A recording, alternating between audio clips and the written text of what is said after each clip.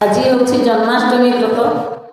ଭାଦ୍ରବ ମାସ କୃଷ୍ଣ ପକ୍ଷ ଅଷ୍ଟମୀ ତିଥିରେ ଦେବକୀଙ୍କ ଗର୍ଭରେ ସ୍ୱୟଂ ନାରାୟଣ ଶ୍ରୀକୃଷ୍ଣ ରୂପରେ ଅଷ୍ଟମ ଗର୍ଭରେ ଜନ୍ମ ହୋଇଥିଲେ। କଂସର ଅତ୍ୟାଚାରରେ ଯେତେବେଳେ ପୃଥିବୀ ପୁରା ଅତିଷ୍ଠ ହୋଇ ପଡ଼ିଲା, ସେତେବେଳେ ପୃଥିବୀବାସୀ ପୁରା ତ୍ରାହି ତ୍ରାହି ଡାକିଲେ, ଭଗବାନଙ୍କୁ ସ୍ମରଣ କଲେ, ଭଗବାନ ଆମକୁ ରକ୍ଷା କର। ସେତେବେଳେ ସ୍ୱୟଂ ନାରାୟଣ କୃଷ୍ଣଙ୍କ ଅବତାର ନେଇକରି ଦେବକୀଙ୍କ ଗର୍ଭରେ ଆସିକି ଜନ୍ମ ହେଲେ। ତ ସେଇ ଦିନଟାକୁ ଆମେ ପାଳନ କରୁଛୁ ଶ୍ରୀକୃଷ୍ଣ ଜନ୍ମାଷ୍ଟମୀ ରୂପରେ। ଏ ଗୋଟିଏ ବହୁତ ଭଗବାନଙ୍କର ମହତ୍ତ୍ୱ। ଯେତେବେଳେ ଦୁଷ୍ଟମାନଙ୍କ ଅତ୍ୟାଚାରରେ ପୃଥିବୀ ଅତିଷ୍ଠ ହୋଇଯାଏ, ସେତେବେଳେ ଭଗବାନ ଯେକୌଣସି ରୂପରେ ପୃଥିବୀରେ ଜନ୍ମଗ୍ରହଣ କରନ୍ତି। ଆଉ ସେମିତି ସେ ଜନ୍ମଗ୍ରହଣ କରିଥିଲେ। ଆଉ କଂସ ଜାଣିପାରୁନଥିଲା ଯେ ମୁଁ ବହୁତ ଶକ୍ତିଶାଳୀ, ମୋତେ ମାରିବା ପାଇଁ କେହି କେବେ ଜନ୍ମ ହୋଇପାରିବେନି। କିନ୍ତୁ ଭଗବାନଙ୍କର ମାୟା ବଳ ଅଟୁଟ ତାକୁ ଜଣାନଥିଲା।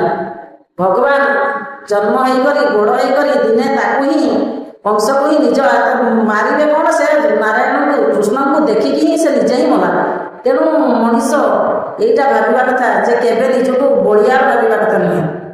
ନିଜକୁ ସବୁବେଳେ ଭାବିବା କଥା ଯେ ଭଗବାନ ବୋଲି ଜଣେ ଅଛନ୍ତି, ଯିଏକି ଅତି ଅନ୍ୟାୟ ଅତ୍ୟାଚାର ଅତି ଇଏକୁ ସେ କେବେ ସହ୍ୟ କରିପାରିବେନି। ତେଣୁ ସମସ୍ତେ ଭଗବାନଙ୍କୁ ସ୍ମରଣ କରିକିରି ଏଇ କୃଷ୍ଣଙ୍କ ଜନ୍ମାଷ୍ଟମୀ ଆଉ ଏଇ କୃଷ୍ଣଙ୍କର କଥାକୁ ମନେ ପକେଇକିରି ସମସ୍ତେ ନିଜ ହିସାବରେ ଭଲରେ ରହିବା ପାଇଁ ଚେଷ୍ଟା କରିବା କଥା। କାହିଁକିନା ମଣିଷ ଜୀବନ କ୍ଷଣସ୍ଥାୟୀ। ଆଉ ଏତିକି ଭିତରେ ଏତେ ଗର୍ବ ଅହଙ୍କାର, ନିଜକୁ ଏତେ ବଡ଼ ଭାବିବା, ଏଇଟା ମୋ ମତରେ ଠିକ୍ ନୁହେଁ। ଭଗବାନ କାହାରି ସବୁ ସହନ୍ତି, କେବେ ଗର୍ବ ସହିପାରନ୍ତିନି।